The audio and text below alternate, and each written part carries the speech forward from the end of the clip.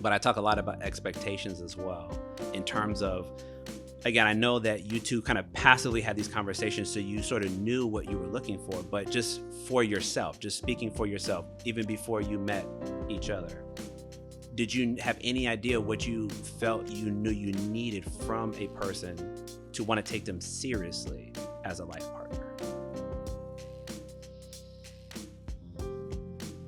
And some of that might have came from like growing up and what you saw. Like, I know I value great communication. Why? Because I saw it. I know I value love and attention and affection. Why? Because I saw it. Is there any of those things that you knew, like, I need this from somebody that I'm going to try to commit to for the rest of my life? Well, I knew that I wanted stability. Okay. But I also knew that one of the things I was looking for were adventures too. I wanted to do things. And I saw the light on her face as we were dating, and we did different things that she hadn't been exposed to, and how excited and happy she was. It's like, this is great. Yeah. This is awesome. This is the person I want to be with. Mm-hmm. Yeah. And it's just, we grew together. Mm-hmm. What about you? What you were looking for? That's it. That's the same. Okay. You wanted somebody who was going to be adventurous and outgoing? And loving, and just enjoying that time being together. And I saw it as we dated. I know Paul will want to talk about this some more too, but when I think about our success in our marriage, the one thing that we are fortunate to have, and when we came to Florida from Indiana, we got to spend time with his grandparents.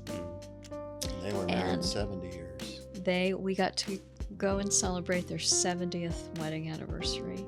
But even before that, we would go to family reunions and we would see them, and they were always just so sweet and loving. I mean, even after 60 years of marriage, you would see them together, going to dinner, holding hands. Yeah. Kissing. And I had never met them until we had moved to Florida, and I don't think you'd been around them for a while, but that just we'd leave the reunion and just talk about that.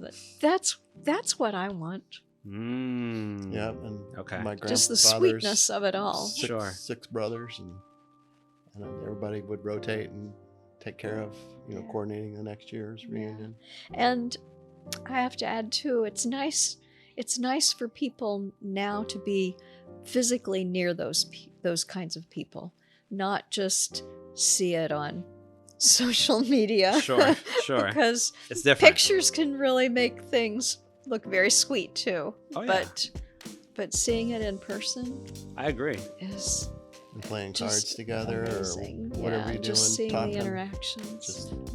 It sounds like you're also saying, similar to what I was actually saying about you two in the beginning, that they were maybe another example for you two of what you desired for this relationship. Mm-hmm. Yeah. See, so to me, and I like that you said that. So that syncs up exactly with what I said. I believe when you see it, it feels tangible, it feels real. Because now you believe that it is possible, right? Because it was your family. It was your new family. Yeah. You're like, well, if they can do it, maybe you might have said, I don't know, in your head, if they can do it, I want that. I want to do it. And it doesn't have to be a family member either. No. It's just, it can be a friend, or it can be a neighbor, or it can be just somebody. But it was very motivational. Julian and Nellie. Yeah. And I'm gonna segue for a moment, because I want to give you all some flowers. When I said the power of examples, right? So why are we here today? Because you two are an example to me of what's possible, right? And for some of us, we don't always have that opportunity. Obviously, you guys know my story. For those that don't know, I lost my mom when I was 7. So it's not that maybe the example wouldn't have been there, but for whatever reason, it wasn't there. So what do you do? And so I think about that like when you're an adult, right? So then when you're a child, obviously you are just subjected to whatever you have. You're just doing the best of what you can. But when you're an adult, then you have autonomy. Now you have the opportunity to say, like, how do I want to construct my life? How would I maybe like for it to look, right? Well, you all came at a very critical time, right? For me to be able to see something where, and I'm gonna give you guys my feedback, right? So just take it as you will. Never heard an argument. Never recall any type of coldness or disdain. I remember a lot of good communication. I remember a lot of coming together for meals together, spending time together as much as possible, while also still giving space for boys to be boys, but still always making the priority to come together, you know? And I think to me, that was one of the things that I started to understand, but I recognized more the older that I got was, and to be clear, because all you guys don't know, that was like less than 2 years, like total time of residing with you all, right? But that's how impactful that it was. And I'm telling you this because it's been 18 years since that's happened. Yeah.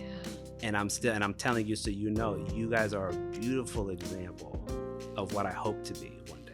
Oh, thank you. And it's powerful because when you don't have that, like I said, it can be really difficult to understand how to have those discussions and how do you go about searching for what it is that you want and finding somebody who wants to give you also what you want.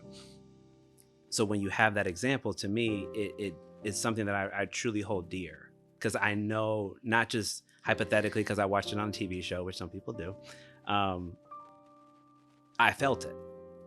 I was around it. It was in the atmosphere. And so I can always go back to those moments and say, like, no, you don't need to argue all the time. You don't need to yell. You don't need to scream. You don't need to be disrespectful. If it's predicated on love and respect, we're always going to conduct ourselves in a particular manner, right? Because we know why we're here. And when you set those examples, to me, now I'm talking as a parent.